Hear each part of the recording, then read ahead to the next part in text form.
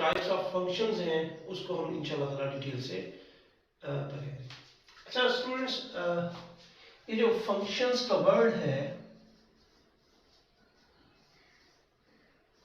ये जो वर्ड है वर्ड, ये सबसे पहले जर्मन मैथमेटिशियन लेबनीज ने स्टार्ट किया।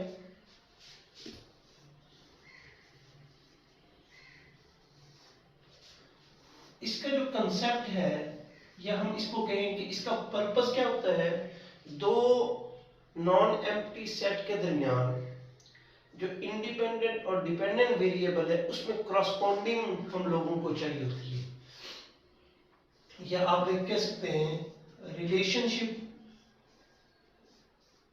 Between dependent and independent variable. इसको हम लोग देखते हैं कि डिपेंडेंट और इंडिपेंडेंट वेरिएबल में रिलेशन बेसिकली क्या है, वो फंक्शंस का जो है वो हिस्सा है।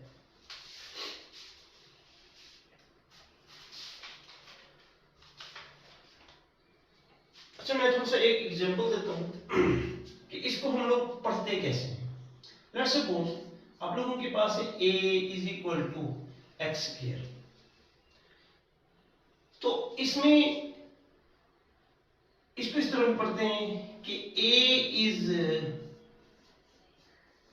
डिपेंड ऑन x,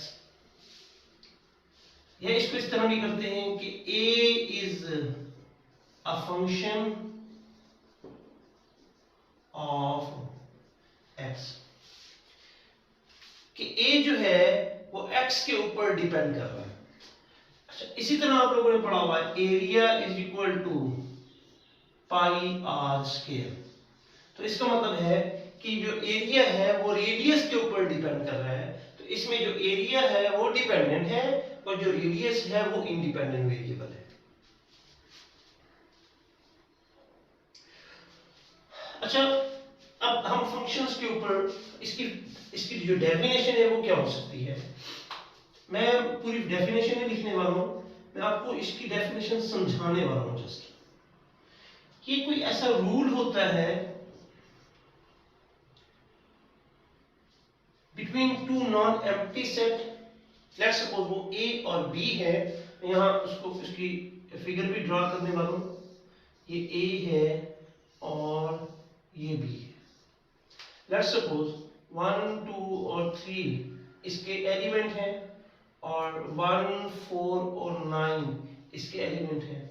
ये ऐसा रूल है जो दो नॉन एम्प्टी सेट के दरमियान इस तरह डिफाइन किया जाए कि ईच एलिमेंट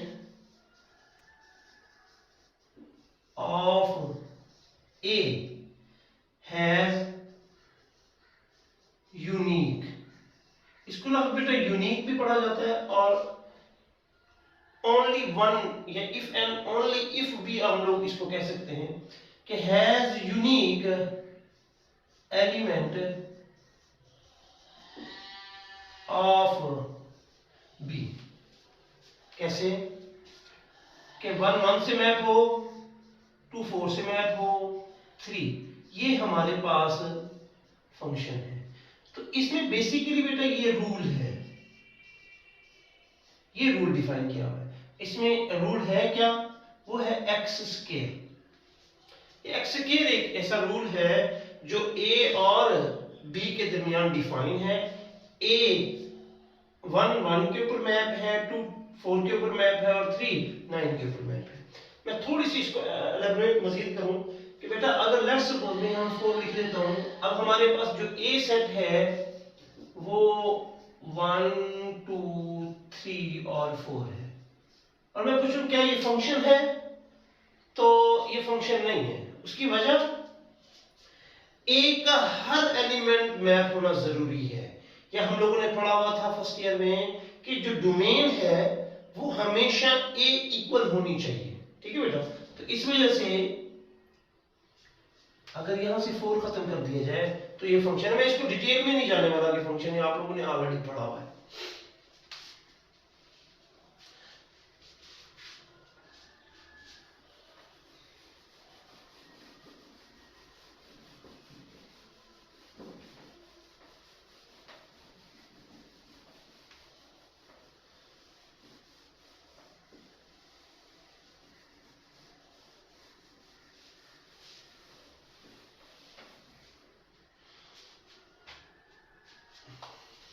अच्छा बेटा, अब हम इसकी रिप्रेजेंटेशन की तरफ जाते हैं।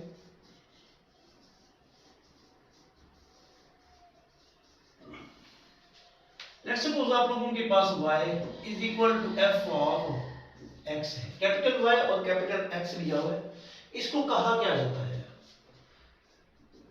इसका पहला point, for all x belong to capital X, के ये जो एलिमेंट हैं x के एक सेट के, वो सारे के सारे समान होंगे। दूसरा कि इसको हम कहते क्या है, x इज इंडिपेंडेंट वेरिएबल है। इसको और क्या कहते होते हैं कि x is input of y, कि जितने भी x हैं वो सारे के सारे इनपुट है y के ऊपर। और क्या कहा जा सकता है, हाँ, x इज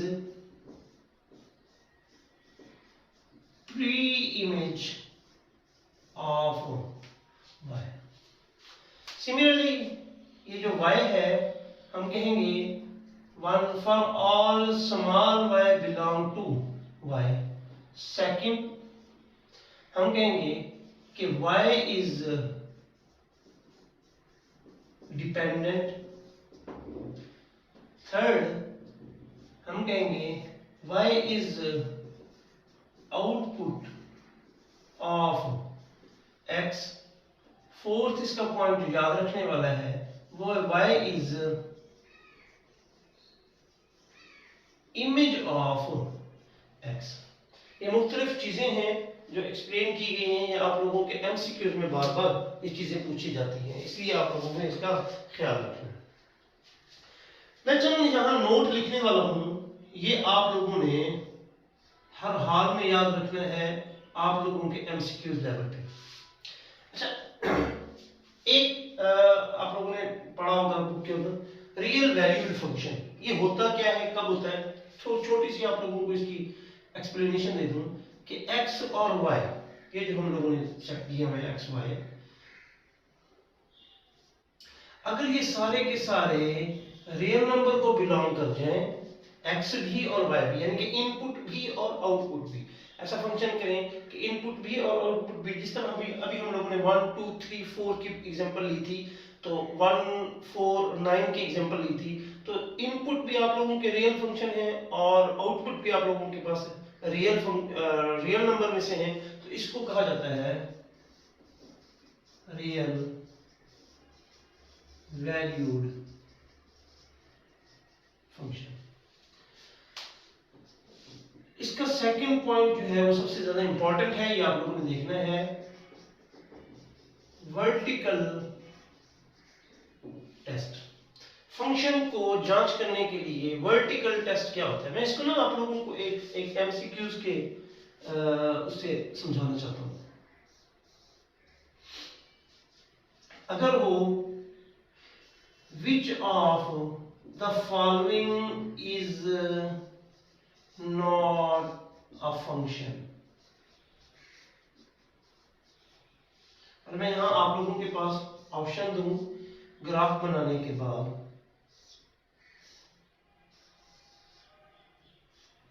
ये x एक्सिस है, y एक्सिस है, और बी ऑप्शन दूं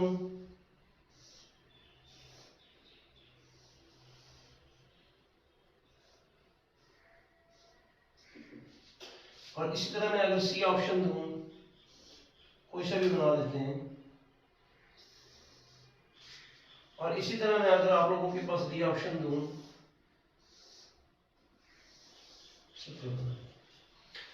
अगर पूछा जाए कि इनमें से कौन सा फंक्शन नहीं है, तो थोड़ा सा कीजिएगा, अगर मैं वर्टिकल लाइन इसके ऊपर ड्रॉ करूं, इसके किसी पॉइंट पे भी ड्रॉ करूं, तो वो किसी सिर्फ एक पॉइंट को कट कर रहा है, किसी पे भी ड्रॉ करूं तो किसी एक पॉइंट को कट कर रहा है। सेमी सर्कल में भी अगर मैं किसी पे भी ड्रॉ करूं वर्टिकल लाइन, तो वो किसी एक पॉइंट को कट कर रहा है। बट हम देख रहे हैं कि सर्कल में अगर मैं वर्टिकल लाइन ड्रॉ कर रहा हूं तो वो एक से ज्यादा लाइन पॉइंट को कट कर रहा है, यानी कि 2 पॉइंट को कट कर रहा है। तो ऐसा फंक्शन, ऐसी वर्टिकल लाइन जो एक पॉइंट के ऊपर कट करे, वो बेटा आपका हमेशा फंक्शन होता है। और अगर एक से ज्यादा पॉइंट के ऊपर कट करे तो आपका फंक्शन नहीं होता। यहां से क्या पता चल रहा है कि जो सर्कल है वो फंक्शन नहीं है। तो यहां से पता चल रहा है circle is not a function. लेकिन सेमी सर्कल है, ये देखिए सेमी सर्कल फंक्शन है। सेमी सर्कल आपका फंक्शन है, इसे ध्यान में रखिएगा। आई होप कि आप लोगों को ये बात अच्छे अंदाज में समझ आ गई। नेक्स्ट मूव करते हैं।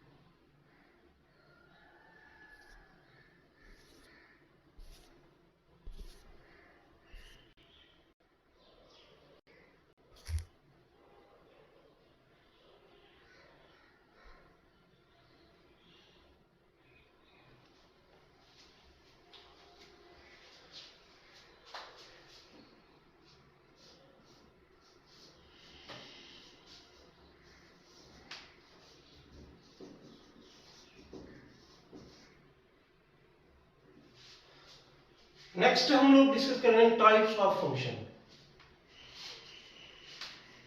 दो किस्म की टाइप्स है।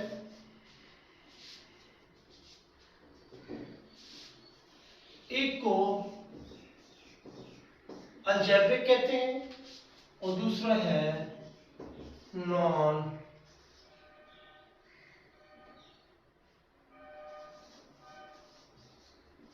अलजेब्रिक। इसका एक और नाम भी है। जब हम इंशाल्लाह ताला नेक्स्ट लेक्चर में नॉन अलजेब्रिक को डिस्कस करेंगे तो उसका नाम, उसकी डिटेल सब कुछ बताई जाएगी। आज लेक्चर में सिर्फ और सिर्फ अलजेब्रिक फंक्शन में को ही डिस्कस करते हैं। अच्छा, अलजेब्रिक फंक्शन में बुक में शायद आप लोगों के पास 6 दी हुई है। मैं इसकी 5 टाइप्स को 5 टाइप में कन्वर्ट करता हूं। तो वो देखते हैं क्या है। पहली है पॉलिनोमियल, दूसरी है लीनियर, तीसरी है आइडेंटिकल, चौथी है कांस्टेंट और पांचवी है रैशनल। इसको वन बाय वन जो है इसको डिस्कस करेंगे। और इसमें सबसे ज्यादा जो है एमसीक्यूज जो चैप्टर नंबर 1.1 के आते हैं वो इन्हीं में से आते हैं, इनकी टाइप्स में से। फर्स्ट जो है वो है पॉलिनोमियल फंक्शन। अच्छा बेटा, आप लोगों को इस तरह की बड़ी खौफनाक किस्म की एक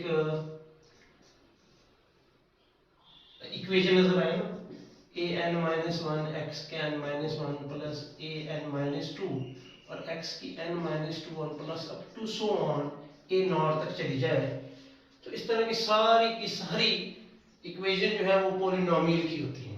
ठीक है, अब इसमें चंद चीजों का ख्याल रखना पड़ता है, ध्यान में रखिएगा। इसकी जितने भी कोफिशिएंट हैं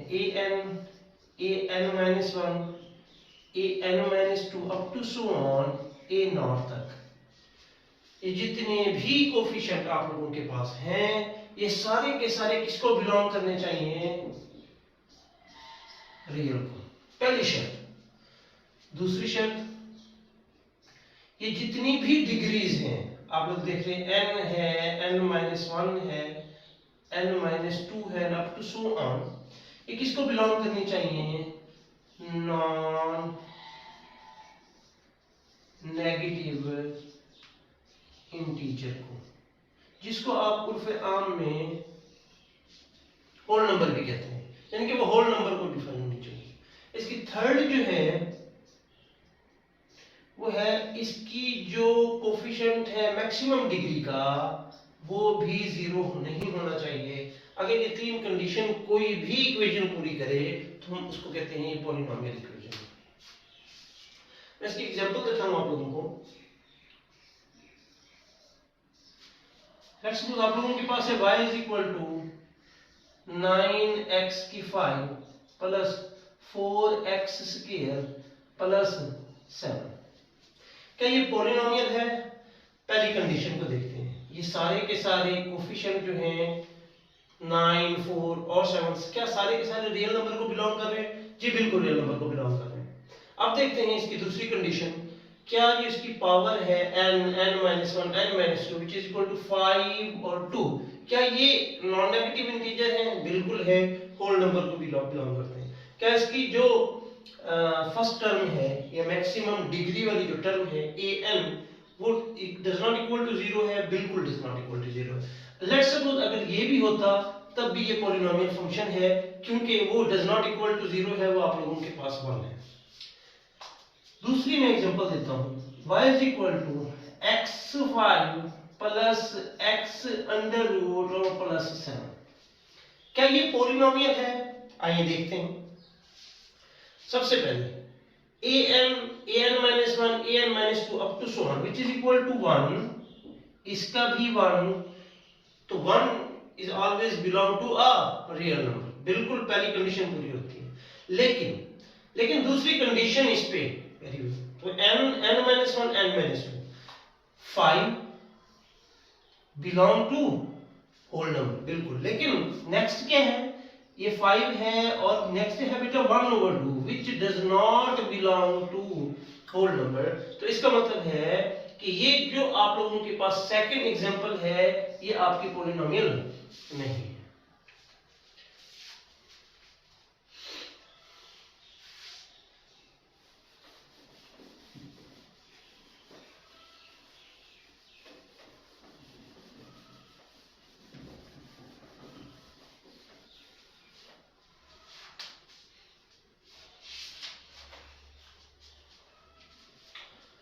अच्छा बेटा लीनियर फंक्शन से पहले मैंने वो सारा रेस कर दिया। हमें लीडिंग कोफिशिएंट का पता होना चाहिए। लीडिंग कोफिशिएंट क्या होता है? लेट्स सपोज आप लोगों के पास था x5 और 100x4 और प्लस 500x3 और plus 70। Let's suppose y is equal to.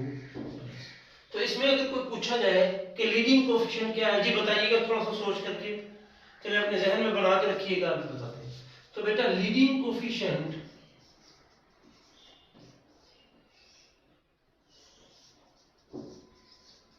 Is equal to 1 है। 500 नहीं है, 100 नहीं है। तो इसका मतलब है जब हाईएस्ट डिग्री जितनी भी होगी उसका जो भी कोफिशिएंट होगा वो आप लोगों का लीडिंग कोफिशिएंट होगा। चलें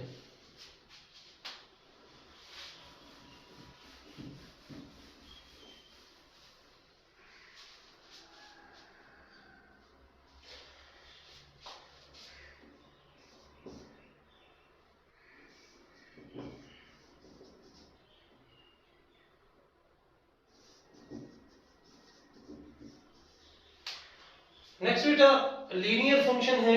अगर आप लोगों को पॉलिनोमियल फंक्शन की समझ आ गई, आगे जितनी भी टाइप्स है वो बिल्कुल आसानी से आप लोगों की समझ आ सकती है। लीनियर फंक्शन का मतलब ये होता है कि इसकी हाईएस्ट डिग्री जो है वो 1 होनी चाहिए। हाईएस्ट डिग्री 1 का मतलब है आप लोग देखें ax plus b। Let's suppose y is equal to ax plus b। तो ये क्या आप लोगों के पास लीनियर फंक्शन है? बिल्कुल लीनियर फंक्शन है, क्योंकि हाईएस्ट डिग्री जो आप लोगों के पास वो है 1। नेक्स्ट है आइडेंटिकल। मैं यही समझा देता हूं।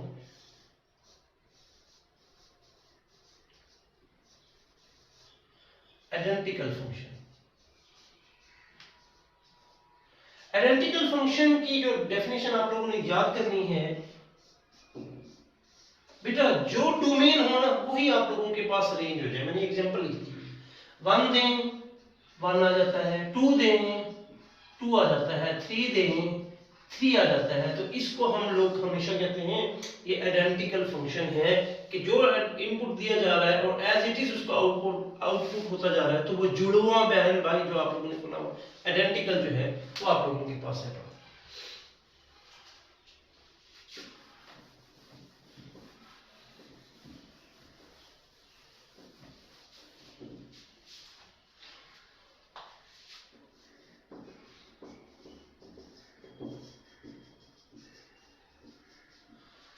नेक्स्ट बेटा कांस्टेंट फंक्शन, ये आप लोगों के पास फोर्थ है। तो f of x is equal to 9। तो बेटा आप जो इनपुट देते रहे वैल्यू आप लोगों के पास 9 ही आएगी। तो एक ही कांस्टेंट वैल्यू होगी, इस वजह से इसको कांस्टेंट फंक्शन कहा जाता है। इसकी एग्जांपल देने की जरूरत है नहीं है। नेक्स्ट है आप लोगों के पास रैशनल फंक्शन। क्या होता है जी रैशनल फंक्शन, कोई बता सके? रैशनल पॉलिनोमियल फंक्शन का लफ्ज भी इस्तेमाल किया जाता है इसमें। रैशनल नंबर का हमें पता था, मैं यहाँ थोड़ा सा लिख लेता हूँ। हम पढ़ते थे यार वो जो p बटा q की फॉर्म में लिखा जाए। हाँ बिल्कुल इसी तरह रैशनल फंक्शन भी है कि आप लोगों के पास न्यूमरेटर और डिनोमिनेटर दोनों में अगर पॉलिनोमियल आता है तो आप लोगों के पास ये पॉलिनोमियल फंक्शन। लेट्स सपोज इसकी एग्जांपल देते हैं, 7x square plus 9 divided by 4x plus 7। बिल्कुल क्या ये पॉलिनोमियल है जी? पॉलिनोमियल रैशनल फंक्शन है जी। अब ऐसी एग्जांपल देते हैं जिसमें रैशनल फंक्शन ना हो जी। देखिए let's suppose y is equal to जी, y is equal to 7x square plus 2 divided by 4x under root और प्लस 7। क्या ये रैशनल फंक्शन है जी? नहीं। कैसे? ऊपर वाले तो पॉलिनोमियल है लेकिन नीचे आप लोगों के पास पॉलिनोमियल फंक्शन नहीं है, इस वजह से ये रैशनल फंक्शन नहीं है। अच्छा आप लोगों के पास बुक में देखिएगा वो क्वाड्रेटिक फंक्शन भी है, वो पॉलिनोमियल ही की तरह है। देखिए सेकंड डिग्री फंक्शन भी कहा जाता है क्वाड्रेटिक को। मैं इसी में से यहाँ आप लोगों को समझाने की कोशिश करता हूँ। ये 7x स्क्वायर प्लस b, हम लोग जब क्वाड्रेटिक फार्मूला पढ़ रहे थे चैप्टर नंबर 4 में, हम लोग ax स्क्वायर प्लस bx और plus c is equal to 0, तो हमने पढ़ा था a b और c जो है वो always belong to real number होने चाहिए। उसकी वजह ही यही है, ये पॉलिनोमियल है, सेकंड डिग्री पॉलिनोमियल है जिसको हम लोग क्वाड्रेटिक इक्वेशन भी कहा जाता है और उर्दू में दो दर्जी मसावात भी इसको कहा जाता है। आप लोगों ने आज अच्छे से पढ़ा होगा इसको। तो ए बी सी ये इसकी जो हाईएस्ट डिग्री है इस तरह कहते हैं कि हाईएस्ट डिग्री जो है वो शुड बी इक्वल टू 2 होनी चाहिए। तो सेकंड डिग्री क्वाड्रेटिक फंक्शन भी कहा जाता है, सेकंड डिग्री फंक्शन भी कहा जाता है। तो आप लोगों की बुक में अलग से दिया हुआ है, तो मैंने इसको पॉलिनोमियल में ही कंसीडर कर दिया। आई होप कि आप लोगों को ये अच्छे से समझ आ गया होगा। नेक्स्ट इंशाल्लाह ताला इसके चंद क्वेश्चंस हैं उसको देखेंगे। 1.1 की एक्सरसाइज क्वेश्चन नंबर 1 है। इंशाल्लाह ताला स्टोर स्टडीज में द रेस्ट की तरफ जाएंगे। अपना बहुत सा ख्याल रखिएगा, दुआ में याद रखिएगा। नेक्स्ट मिलते हैं इंशाल्लाह ताला नेक्स्ट वीडियो में। अल्लाह हाफिज।